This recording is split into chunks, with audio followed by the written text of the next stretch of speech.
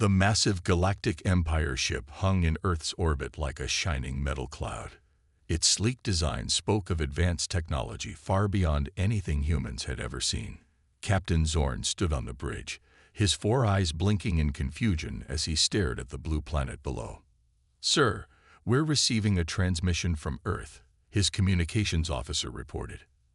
Zorn nodded, his scaled skin reflecting the soft light of the ship's interior. "Put it through." A stern-faced human appeared on the main screen. She wore a crisp uniform with badges that hinted at a high rank. "This is General Maria Chen of Earth's United Defense Force. Your presence here violates our decree. Leave immediately." Zorn's mouth fell open in shock. No one had ever dared to speak to an Imperial envoy like this. He quickly regained his composure. "General Chen, there must be some misunderstanding. We are here on a diplomatic mission from the Galactic Empire. We come in peace." Chen's face remained impassive. "There is no misunderstanding, Captain. Earth has chosen to isolate itself from the galactic community. We do not wish to engage with the Empire or any other alien civilization at this time." Zorn felt a mixture of confusion and anger rising within him. Earth was a tiny planet, barely a blip on the Empire's vast star charts. How dare they refuse the Empire's generous offer of diplomacy? "General, surely you understand the benefits of joining the Empire. We offer protection, technology, and access to the greatest trade routes in the galaxy," Zorn argued, trying to keep his voice calm. For the first time, a hint of emotion crossed Chen's face, something that looked like pity. "We are well aware of what the Empire offers, Captain, and we have decided that the cost is too high. Earth will forge its own path." Zorn's second-in-command, a tall, willowy alien named Vix, leaned in close. "Sir, our scanners are picking up unusual energy readings from the planet. Nothing we've ever seen before." The captain nodded, his curiosity piqued despite his frustration. "General Chen, our scanners detect some rather interesting energy signatures from your planet. Care to explain?" Chen's expression hardened. "That information is classified." "This conversation is over, Captain. You have 10 minutes to leave Earth's orbit, or we will be forced to take action." The screen went black, leaving Zorn and his crew in stunned silence. Vix broke the tension. "Sir, what are your orders?" Zorn paced the bridge, his clawed feet clicking against the metal floor. This was unprecedented. In all his years of service, he had never encountered a planet that outright refused contact with the Empire. And those energy readings, what were the humans hiding? "Sir," the weapons officer called out, "we're detecting multiple launches from the planet's surface." Zorn rushed to the view screen. Dozens of sleek, black objects were rising from Earth's atmosphere, moving with impossible speed and agility. "Impossible," Vix whispered. "Their technology shouldn't be this advanced." Zorn made a split-second decision. "Shields up. Prepare for evasive maneuvers." But before they could act, the black objects surrounded their ship. There was no aggression, no attack, just a clear show of force and superior numbers. General Chen's face appeared on the screen again. "This is your final warning, Captain. Leave now, or we will remove you by force." Zorn looked at the intimidating array of Earth vessels around his ship, then back at the stern face of General Chen. He realized that everything he thought he knew about this insignificant blue planet was wrong. "Very well, General," Zorn said, trying to maintain some dignity. "We will depart. But know this, the Empire will not forget this insult." Chen allowed herself a small smile. "It's not an insult, Captain. It's a declaration of independence. Safe travels." As the Imperial ship turned and prepared to jump to hyperspace, Zorn couldn't shake the feeling that he had just witnessed the beginning of something monumental. Earth, this tiny planet on the edge of the galaxy, had just challenged the mighty Galactic Empire. And somehow, against all odds, they had won this first encounter. Zorn knew that once he reported this to his superiors, Nothing in the galaxy would ever be the same again. News of Earth's defiance spread through the galaxy like wildfire. On countless worlds, in bustling spaceports and quiet planetary councils, beings of all shapes and sizes discussed the unthinkable. A tiny, backwater planet had stood up to the mighty Galactic Empire. On the planet Zyrex, a hub of intergalactic commerce, the main bazaar buzzed with excitement. Traders from 100 different species gathered around holographic news displays, their tentacles, antennae, and various appendages waving in agitation. "Did you hear?" A blue-skinned Andromedan merchant whispered to his reptilian friend. The humans of Earth refused entry to an imperial diplomatic mission. The reptilian scales rippled in surprise. "Impossible. No one refuses the Empire. It's suicide."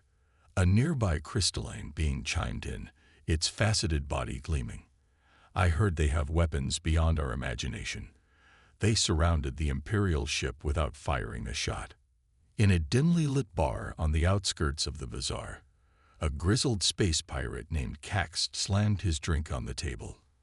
"I say good for them. It's about time someone stood up to those Imperial bullies." His drinking companion, a multi-eyed censorin, looked nervous. "Careful, Cax. The Empire has ears everywhere." Cax laughed bitterly. "Let them hear. Maybe it'll wake them up. This galaxy's been under their thumb for too long." Meanwhile, in the gleaming towers of the Imperial capital on Centauri Prime, emergency meetings were being held at the highest levels of government. Emperor Zolthor VI, his tentacles twitching with barely contained rage, addressed his council. "How dare these primitive humans defy us? We offered them the glory of joining our empire, and they spat in our face." Grand Admiral Vex, a veteran of 1,000 campaigns, spoke up cautiously. "Your Majesty, perhaps we should consider the reports of their advanced technology." Captain Zorn's scan showed energy readings unlike anything we've encountered. The Emperor's eyes narrowed. "Are you suggesting we fear these humans, Admiral?" Vex bowed low.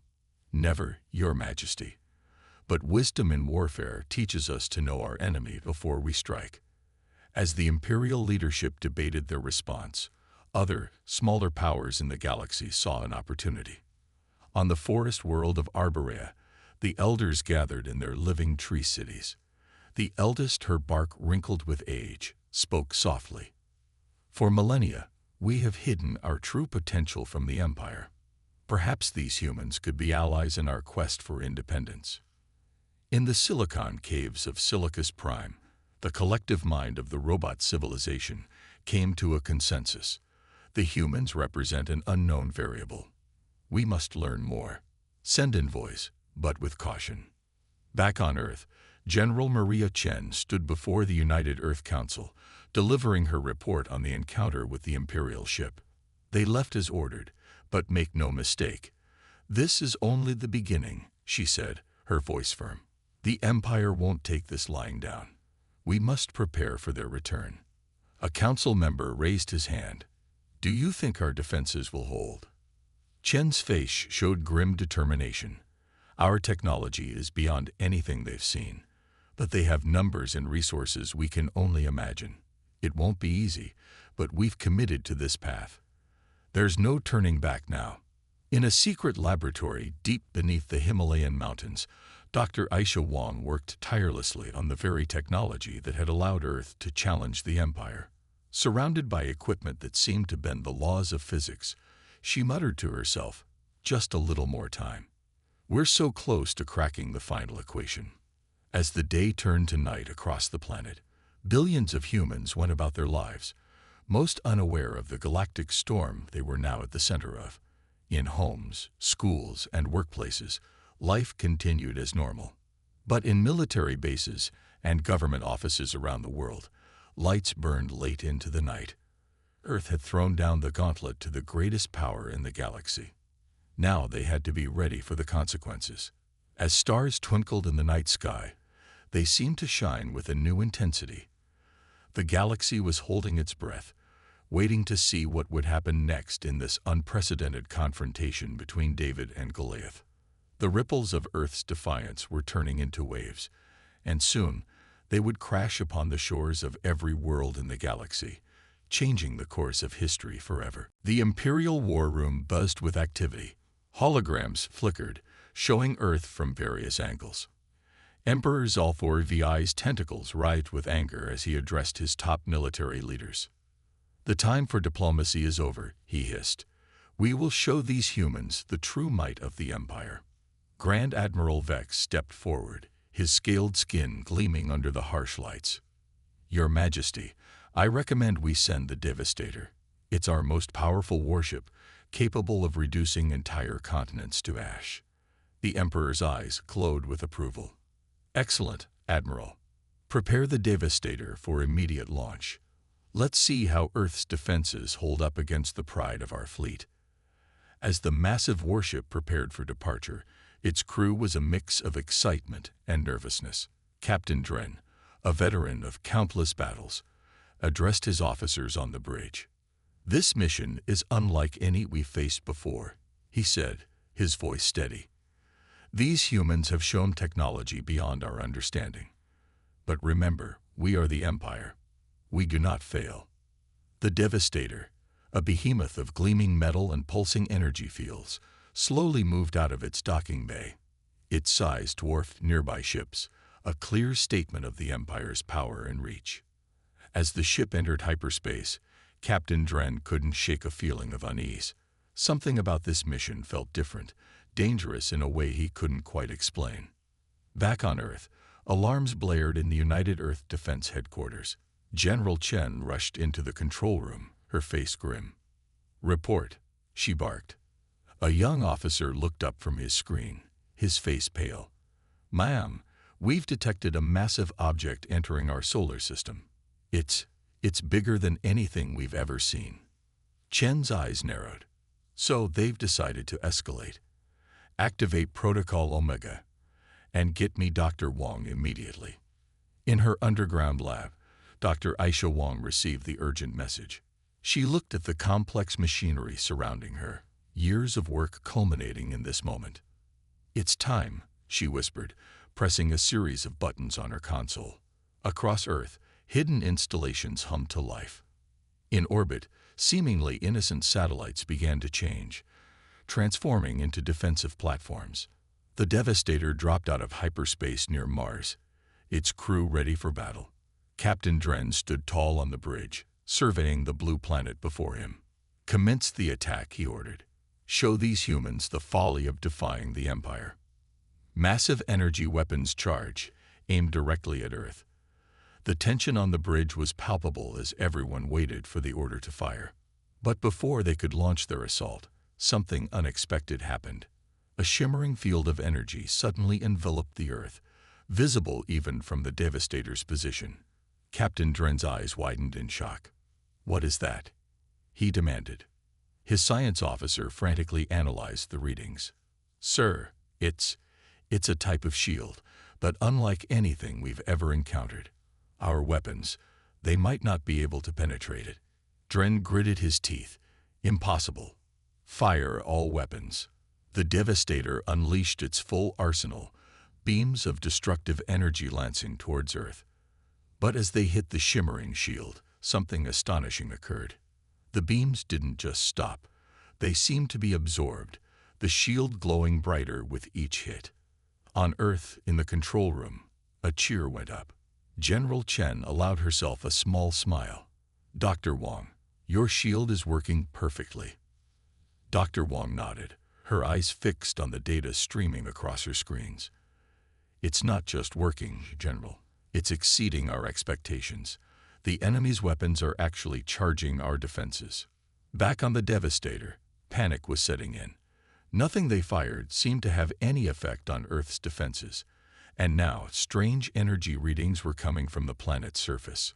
Captain Dren watched in horror as hundreds of small, sleek ships rose from Earth, moving with impossible speed and agility. They surrounded the Devastator, their intentions clear. A transmission came through. General Chen's face appeared on the main screen, her expression stern but calm. "Imperial vessel, you have violated our space and attempted an unprovoked attack. Surrender now, or we will be forced to destroy you." Dren looked around at his crew, seeing the fear in their eyes. The mighty Devastator, pride of the Imperial fleet, had been rendered powerless by a planet they had dismissed as primitive. With a heavy heart, Captain Dren gave the order he never thought he'd give. "Stand down, all weapons. Prepare to be boarded." As Earth's ships moved in, the galaxy's balance of power shifted dramatically. The Empire had struck back, but Earth had not just survived, it had triumphed. And now, the real war was about to begin. The captured Imperial warship Devastator hung in Earth's orbit, a testament to humanity's unexpected triumph. On board, a team of Earth's top scientists worked tirelessly, studying the alien technology with a mix of excitement and caution. Dr. Aisha Wong stood in the massive engine room, her eyes wide with wonder. "It's amazing," she muttered, running her hand along a pulsing energy conduit. "But compared to what we've developed, it's almost primitive." Back on Earth, in a secure underground facility, General Chen faced a barrage of questions from the United Earth Council. "General, it's time you fully briefed us on this secret weapon that allowed us to defeat the Empire's most powerful warship," demanded Councillor Rashid, his voice echoing in the chamber. Chen nodded, her face serious. "Very well. What you're about to see is the culmination of decades of secret research." She pressed a button, and a hologram flickered to life in the center of the room. The image showed a strange, swirling vortex of energy. "This, Council members, is what we call the Quantum Fold Drive, or QFD for short." Gasps echoed around the room. Councillor Lai leaned forward, her brow furrowed. "What exactly are we looking at, General?" Chen took a deep breath. "Simply put, it's a device that allows us to manipulate the very fabric of space-time. It's the reason our ships can move so fast, why our shields can absorb energy attacks, and much more." The council chamber erupted in murmurs. Councillor Mimbeek raised his hand. "How did we develop such technology without the Empire noticing?" Chen's lips quirked in a small smile. "That's where the true genius lies. The QFD doesn't just manipulate space-time. It can create localized bubbles of altered reality. We've been operating in a slightly different phase of existence, invisible to Imperial scans." As the Council tried to grasp the implications, the scene shifted to a secret lab deep beneath the Pacific Ocean. Here, Dr. James Carter, the original inventor of the QFD, worked on refining his creation. Carter, a man in his 60s with wild gray hair, muttered to himself as he adjusted complex equations floating in the air before him. "If we can just stabilize the quantum flux at this junction." His fingers danced through the holographic numbers. Suddenly, the equations pulsed with a bright light. Carter's eyes widened. "Eureka! This is it." He rushed to a communication panel. "Get me Dr. Wong and General Chen immediately. I've done it." Hours later, Chen and Wong stood in Carter's lab, staring in awe at a small device hovering above a pedestal. "So this is it?" Chen asked, her voice hushed. "The next generation QFT." Carter nodded enthusiastically. "Yes, and it's beyond anything we've achieved before. With this, we can not only defend Earth but potentially bring peace to the entire galaxy." Wong stepped closer to the device, her scientific curiosity piqued. "How does it work, James?" "It creates a field of infinite possibilities," Carter explained, his eyes shining. "Within this field, we can reshape reality itself. Weapons could be turned to dust, warships into gardens. We could end conflicts before they begin." Chen's expression turned serious. "This power, it's almost godlike. Are we ready for such responsibility?" The three fell silent, the weight of the moment heavy on their shoulders. Meanwhile, in the depths of space, the remnants of the Imperial fleet regrouped. Admiral Vex stood before a hologram of the Emperor, his head bowed in shame. "The humans have technology beyond our comprehension, Your Majesty," Vex reported. "The Devastator was captured without firing a single effective shot." The Emperor's tentacles writhed in fury. "Impossible. No primitive world could defeat our mightiest warship." Vex looked up, his eyes filled with a mixture of fear and awe. "My Emperor, I believe we may have gravely underestimated Earth. They are not primitive. They may be the most advanced civilization we've ever encountered." As the Emperor raged, back on Earth, humanity stood at a crossroads. With the power of the QFD, they had the means to reshape the galaxy. But would they use this power for peace, or would the temptation of dominance prove too great? The fate of Earth, the Empire, and countless alien civilizations hung in the balance, all hinging on the decisions of a handful of humans with the power of gods at their fingertips. The galaxy was in turmoil. News of Earth's victory over the Empire's mightiest warship spread like wildfire across the stars. On countless worlds, beings of all shapes and sizes whispered in awe about the tiny blue planet that had defied the undefeatable. In the Imperial Palace on Centauri Prime, Emperor Zalthor VI raged. His tentacles lashed out, smashing delicate instruments and priceless artifacts. "Impossible," he roared. "How could those primitive apes defeat us?" Grand Admiral Vex stood at attention, his scales pale with fear. "Your Majesty, our intelligence suggests Earth possesses technology far beyond our own. They call it the quantum fold drive." The Emperor's eyes narrowed. "Explain." As Vex described the incredible capabilities of the QFD, the Emperor's rage turned to something else. Greed. "We must have this technology," he hissed. "Prepare the entire fleet. We will take Earth by force and claim their secrets for ourselves." Meanwhile, on Earth, the mood was far from celebratory. In a high-security conference room, world leaders and top scientists debated their next move. General Chen paced the room, her face grim. "The Empire will return, and in greater numbers. We must prepare for full-scale war." Dr. Wong shook her head. "But with the QFD, we could end this conflict before it begins. We could reshape reality itself." President Ameri of the African Union leaned forward. "And who are we to decide the fate of the galaxy? This power, it's too much for any one species to wield." As the debate raged on Earth, other alien races began to make their moves. On the forest world of Arborea, the elders gathered. The oldest among them, her bark gnarled with age, spoke softly. "The humans have shown great power. We must align ourselves with them before the Empire returns." In the silicon caves of Silicus Prime, the collective mind of the robot civilization reached a consensus. Earth's technology surpasses all known parameters. Alliance is logical. Initiate diplomatic protocols. Across the galaxy, hundreds of alien races that had long suffered under the Empire's rule saw an opportunity. Envoys were dispatched to Earth, bearing messages of friendship and offers of alliance. Earth's orbital defense platforms detected the approaching ships. In the control room, General Chen watched the screens with growing concern. "Are they Imperial?" she asked. A young officer shook his head. "No, ma'am. They're from everywhere. Dozens of different species, and they're all broadcasting messages of peace." For the first time in weeks, Chen allowed herself a small smile. "Well, I'll be damned. Looks like we've started a revolution." As alien diplomats from across the galaxy arrived on Earth, humanity faced a new challenge: interstellar diplomacy on an unprecedented scale. In New York, now serving as the capital for this impromptu galactic conference, the streets were filled with beings of all descriptions. Tall, willowy Arboreans walked alongside stocky Martian colonists. Crystalline Sensoran diplomats refracted sunlight as they floated down Fifth Avenue. Inside the United Nations building, now hastily converted into a galactic forum, President Ameri addressed the assembled aliens.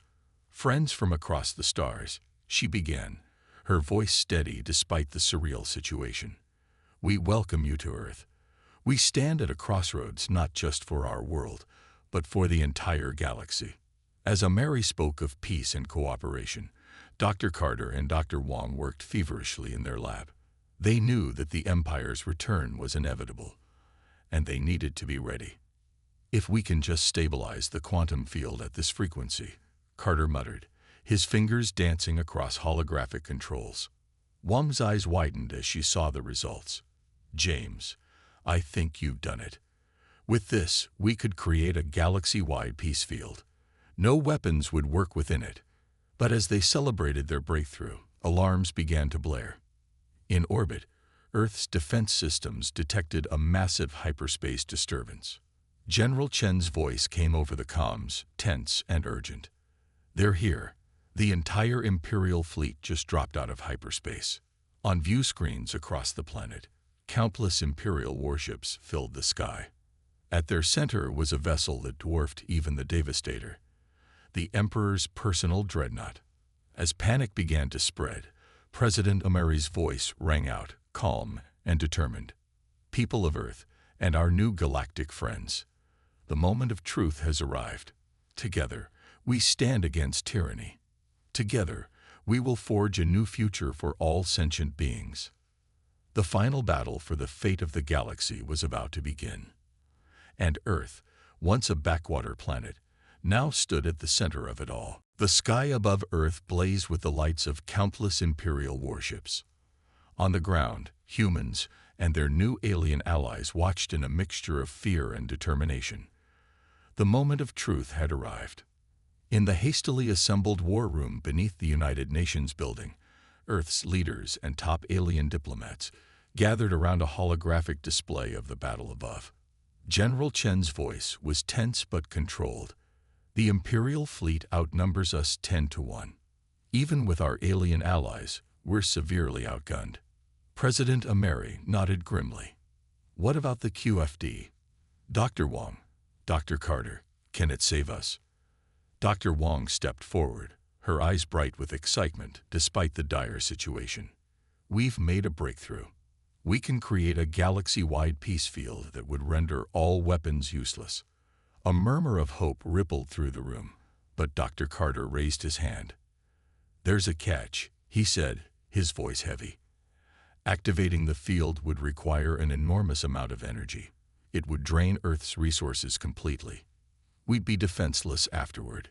Silence fell over the room as the implications sank in. They could save the galaxy, but at the cost of leaving Earth vulnerable. President Amari's face was grave. "So we face a choice. Use the QFD to enforce peace across the galaxy, but leave ourselves open to future threats. Or use it as a weapon to destroy the Imperial fleet, maintaining our power but continuing the cycle of violence." The Arborean elder, her leafy skin rustling softly, spoke up. "On our world, we have a saying. The mightiest tree grows not for itself, but for the forest." The silicon robot representative added, its metallic voice surprisingly gentle. "Logic dictates that the needs of the many outweigh the needs of the few." As debate raged in the war room, the scene shifted to the Imperial flagship. Emperor Zalthord VI stood on the bridge, his tentacles writhing with anticipation. "Fire the main cannon," he commanded. "Let's remind these upstart humans of their place in the galaxy." A beam of destructive energy lanced out from the Imperial dreadnought, heading straight for Earth. But inches from the planet's atmosphere, it dissipated harmlessly against the shield powered by the QFD.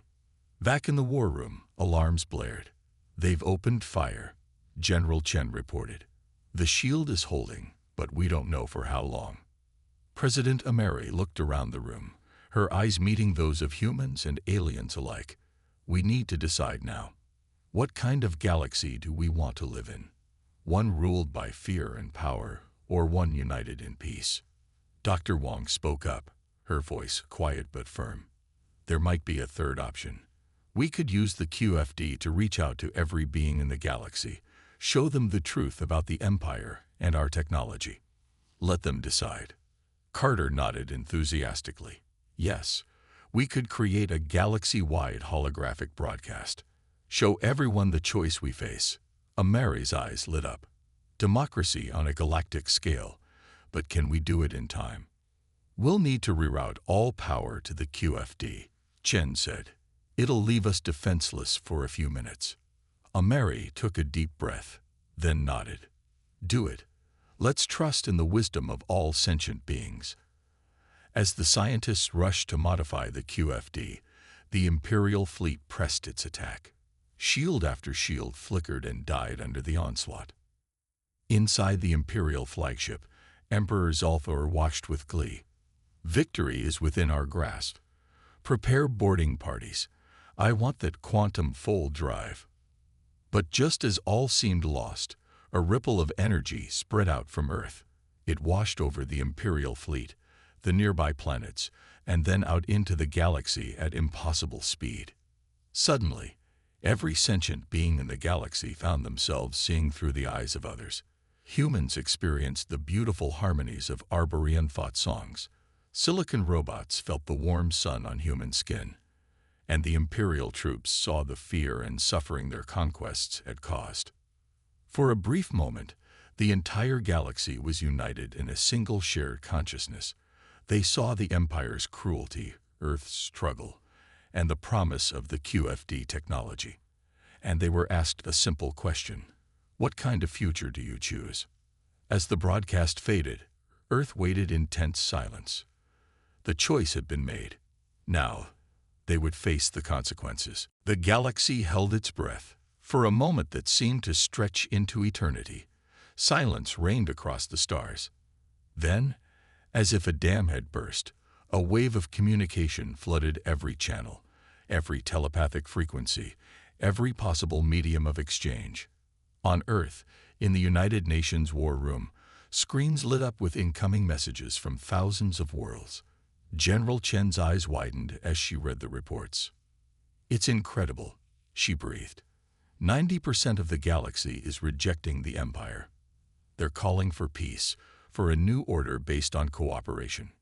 President Ameri allowed herself a small smile. "And the other 10%? Mostly Imperial worlds," Chen replied. "But even there, we're seeing massive uprisings against Imperial rule." In orbit, the Imperial fleet was in chaos. Ship after ship was going dark as crews mutinied, inspired by the vision of unity they had experienced. On the Imperial flagship, Emperor Zalthor VI raged impotently. His own guards had turned against him, locking him in his quarters. "You fools!" he screamed, his tentacles lashing against the door. "You're throwing away 10,000 years of Imperial rule." But his words fell on deaf ears. Across his mighty fleet, beings of all species were laying down their weapons, reaching out to their former enemies in a spirit of newfound understanding. Back on Earth, Dr. Wong and Dr. Carter worked feverishly at their consoles, monitoring the QFD. "It worked better than we could have imagined," Carter said, his eyes shining with excitement. "The shared consciousness has created a psychic link across the galaxy. People aren't just choosing peace, they're feeling it." Wong nodded, her fingers flying over the controls. "We need to stabilize it, make it permanent. A galactic peace field, powered by the collective will of all sentient beings." As they worked, President Ameri addressed the assembled leaders, both human and alien. "My friends," she began, her voice strong and clear, "we stand at the dawn of a new era, not just for humanity, not just for any one species, but for all sentient life in the galaxy." The Arborean elder stepped forward, her leaves rustling in agreement. "Together, we have chosen wisdom over war, understanding over ignorance." The Silicon representative's lights blinked in a pattern of approval. "Logic dictates that cooperation is more efficient than conflict. This outcome is optimal." Ameri nodded to them both. "But our work is just beginning. We must build a new galactic order, one that respects the rights and unique cultures of all beings while fostering unity and peace." In the days that followed, representatives from across the galaxy converged on Earth. The United Nations building, once the seat of human global governance, became the center of a new galactic council. Former imperial worlds were welcomed with open arms, their people eager to make amends and join the new galactic community. Even the most hardened imperial loyalists found it hard to cling to their old hatreds in the face of the overwhelming wave of goodwill. Emperor Zalthor VI, stripped of his power, was brought before the council to stand trial for his crimes. But in a move that surprised many, The council chose reconciliation over retribution. "We will not punish," Ameri declared, "but rehabilitate. For in the shared consciousness, we saw that even the greatest tyrant is capable of change." As the weeks turned to months, and months to years, the galaxy flourished under the new order. The QFD, once a weapon of unimaginable power, became the foundation of a new technology of cooperation and understanding. Faster than light travel, once the privilege of the wealthy few, became universally available. Worlds that had been stripped bare by imperial mining found new life through advanced terraforming. Diseases that had plagued species for millennia were cured through the combined medical knowledge of 100 worlds. And Earth, once a tiny, isolated planet on the edge of the galaxy, became a shining beacon of hope. Humans, with their creativity, adaptability, and indomitable spirit, found themselves uniquely suited to help bridge the gaps between diverse alien cultures. As the sun set on New York, now a glittering city of impossibly tall spires and graceful alien architecture, President Ameri stood at the window of her office. She watched as ships from 100 worlds docked at the orbital station, bringing new ideas, new friends, new opportunities. A small smile played on her lips as she thought back to that fateful day when Earth had first declared its independence from the galaxy. They had banned the Galactic Empire, not out of fear or hatred, but out of a hope for something better. And against all odds, that hope had blossomed into a reality more wonderful than anyone could have imagined. The galaxy was at peace, and it was only the beginning.